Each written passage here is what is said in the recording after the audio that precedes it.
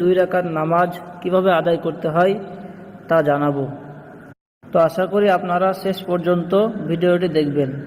নামাজের ওয়াক্ত হলে ভালোভাবে উজু করে জায়নামাজের উপরে দাঁড়িয়ে যাবেন। তারপরে যে নামাজটা আপনি পড়তে চান সেই নামাজের নিয়ত করবেন। মনে করুন আপনি ফজরের 2 রাকাত সুন্নত নামাজ আদায় করবেন, তাহলে এইভাবে নিয়ত করবেন: আমি কাবা শরীফের দিকে মুখ করে আল্লাহর ওয়াস্তে ফজরের 2 রাকাত সুন্নত নামাজ পড়িবার নিয়ত করিলাম। তারপর হাত দুটি কান পর্যন্ত উঠিয়ে আল্লাহু আকবার বলে তাহরিমা বাঁধবেন। মনে রাখবেন, হাত তোলার সময় হাতের তালু এবং আঙুলগুলি যেন কিবলামুখী হয়ে থাকে। আল্লাহু আকবার বলে তাকবীরে তাহরিমা বাঁধার পরে আপনাকে দোয়া সানা পড়তে হবে। দোয়া সানা হচ্ছে সুবহানাকাল্লাহুম্মা ওয়া বিহামদিকা ওয়া তাবারাকা ইসমুকা ওয়া তাআলা জাদ্দুকা ওয়া লা ইলাহা গায়রুক। তারপরে আউযু বিল্লাহি মিনাশ শাইতানির রাজিম বিসমিল্লাহির রহমানির রহিম পড়ে সূরা ফাতিহা পাঠ করবেন। আলহামদুলিল্লাহি রাব্বিল আলামিন আর রহমানির রহিম মালিকি ইয়াউমিদ্দিন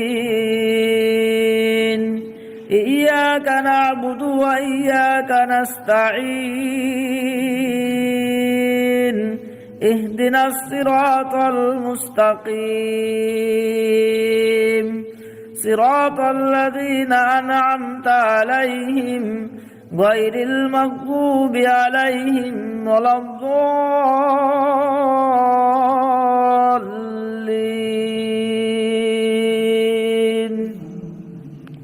সূরা ফাতিহা পাঠ করার পরে আস্তে করে আমিন বলবেন। তারপরে যে কোনো একটা সূরা পড়বেন। আমি আপনাদেরকে বোঝানোর জন্য সূরা কাফিরুনটা পাঠ করে শোনাচ্ছি।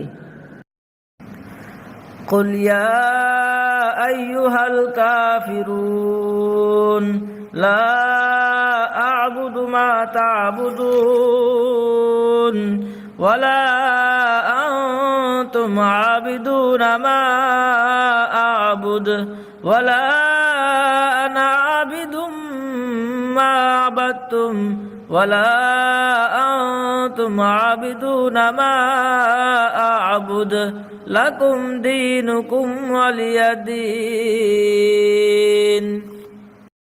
যখন আপনার সূরা ফাতিহা এবং অন্য একটি সূরা পাঠ করা শেষ হয়ে যাবে, তখন আপনি আল্লাহু আকবার বলে রুকুতে যাবেন।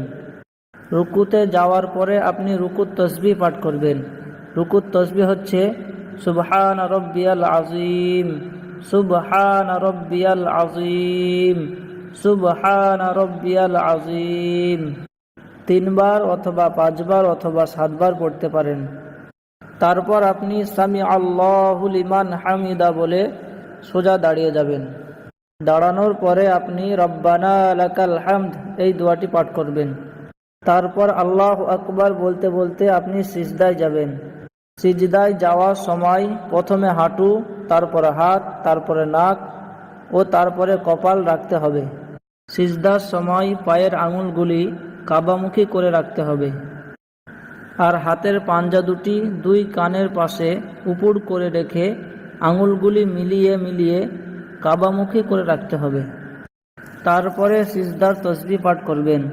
সুবহানা রাব্বিয়াল আ'লা, সুবহানা রাব্বিয়াল আ'লা, সুবহানা রাব্বিয়াল আ'লা 3 বার অথবা 5 বার অথবা 7 বার পাঠ করবেন। তারপর তাকবীর বলে উঠে বসবেন। তারপর পুনরায় তাকবীর বলে সিজদায় যাবেন এবং সিজদার তাসবিহ সুবহানা রাব্বিয়াল আ'লা 3 বার 5 বার 7 বার পাঠ করবেন। তারপরে তাসবিহ পড়ার পরে পুনরায় আপনি সোজা হয়ে দাঁড়িয়ে যাবেন। এই হয়ে গেল আপনার 1 রাকাত নামাজ।